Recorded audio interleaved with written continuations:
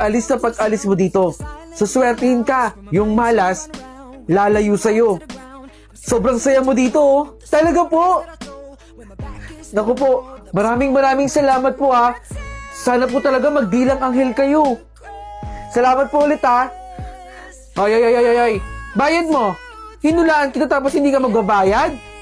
Akin na yung bayad mo. Pwede po bang 50 na lang muna? Yun na lang po kasi yung pera ko, eh. Suswertihin ka, hindi ba? Kaya gawin mo ng 100. I-advance mo na yung swerte mo sa akin. Bayad mo. Ito po, oh. Yan, 100 dapat. Suswertihin ka, eh. Alam mo naman yung malas, lalayo sa'yo, eh. Bye! Next! Hala, yung lalaki nasa gasaan! Kamalas-malas naman yan! Magkakais pa kayo ng asawa mo. Pag uwi mo, merong nakareding pagkain doon para suyuin ka ng asawa mo. Talaga po? Totoo po ba talaga yan? O baka eme-eme nyo lang po? Oo. Ito yung nakikita ko sa palad mo, eh. Naku, sana nga po, ha. Sana totoo to. Huwag po kayo nagpapaniwala dyan. Hindi po yan totoo. Peking mangungula lang Hoy, yan. doon ka nga. Kung ano-ano sabi mo sa kliyente ko. Bakit? Totoo naman, di ba? Huwag ka pong maniwala dyan. Hindi natupad yung mga hula sa kanya, eh. Doon, oh. Doon siya nagpapahula sa kabila, eh. Bayad mo, ma'am. Eto, sige. Bayad ko. Salamat, ma'am. Naku, umuwi ka na, ma'am. Excited na yung asawa mong makita ka. Hindi naman talaga totoo yung manghuhula na yun eh. Ingat po kayo, ma'am. Sir, ingat po. Hoy, ating manluloko. Di ba kayo nanghula sa akin?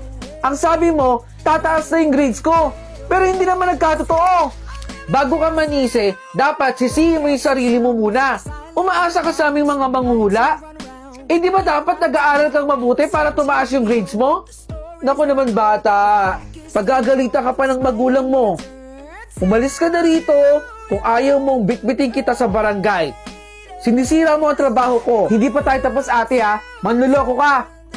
Ay, wala ho yun. Makulit lang po talaga yung batang yun. Ipapahula ko lang po sana kung sino yung kumuha ng wallet ko, eh. Akin na yung palad mo. Ito po. Nako, ayoko makasakit ng damdamin, ha. Pero burara ka. Nakikita ko dito sa palad mo na nasa kwarto mo lang. Dapat inaayos mo yung gamit mo, iyo. Puntahan mo yung kwarto mo, maglinis ka doon. Hindi yan totoo, ate. Hindi ako burara.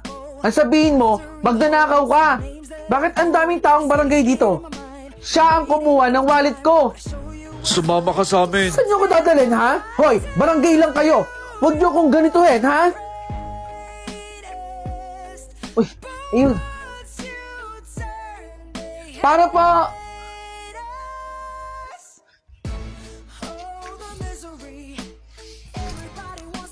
Ma, wala tayong kanin? Wala rin tayong ulam. Pasensya na, anak. Wala kasi tayong pambili. Wala tayong budget. Bakit hindi niyo po sinabi sa akin agad, ma? Eh di sana nakabili dapat ako ng bigas saka ng ulam natin. Wala rin kasi akong pan-text. Naubusan ako ng load. Para i-text ka. Okay, sige. May pera ako dito. Oh.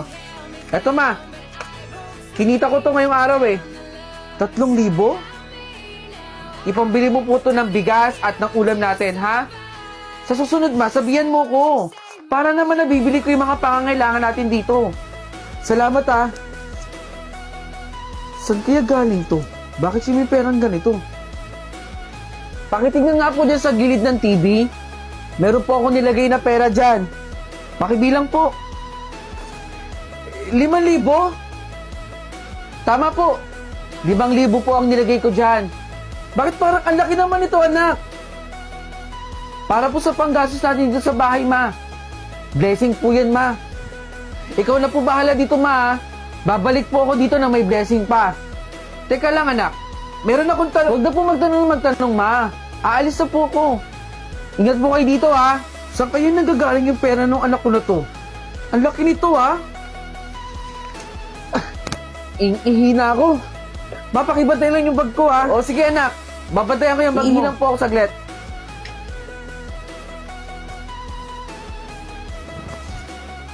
Ang dami niyang pera. Saan nanggagaling to? May bisyo kaya yung anak ko? Ba't ang dami nito? Grabe. Relaxing talaga pag nakaingin na. Nak! Ano ba ginagawa niyo sa bag ko? Bakit ang dami mong pera? Nagtataka na naman po ba kayo? Paulit-ulit ko pong sasabihin sa inyo na blessing po yan. Akin na nga po yung bag ko. Si mama naman eh. Sabi ko bantayan lang eh, hindi pa kailaman eh. Alis na po ako. Eh, ayoko pa kasing sabihin kina mama eh. Alam mo, malalaman din naman nila to, pero hindi sa ngayong panahon. O siya, sige, aalis na ako. Baka mahuli pa ako ni mama dito eh. Bye na. Magkita na lang tayo doon. Sino kaya yung kausap ng anak ko na yan? Tsaka ano yung hindi ko dapat malaman? Masundan nga. Sige po, pantay lang po ah. Sa inyo po. Ma! Nak! Napaka-imposible na makakuha ka ng malaking pera kung tindero ka dito. Hindi po ma. Sa akin po to. Etong lugawan na to. Nilihim ko po sa inyo. Kasi balak ko pong isorpresa kayo eh. Pasensya na po. Oo, huwag kayong magsiksikan. Lahat kayo mabibigyan. O, isa-isa lang ang punta dito ha. O, para sa'yo. O, next. O, ito naman para sa'yo. Pagpasensyaan nyo na ha. Yan lang ang kinaya. Mabubusog rin naman kayo dyan eh. Mamaya uli, mamayang hapon. Salamat po. O, next. Ito na. Para sa'yo to. O. Si Mark ba yun? Hoy, Mark! Nakapila ka pa rin hanggang ngayon? Eh, kaninang umaga nakita kita nanghihingi ka ng tinapay ah. Wala ka na ba makain sa inyo? Alam mo bang para lang sa mahihirap yan? Nakakahiya ka? Kami, di kami pipila dyan kahit kailan. Tara na nga. Nakakahiya si Mark, pumipila.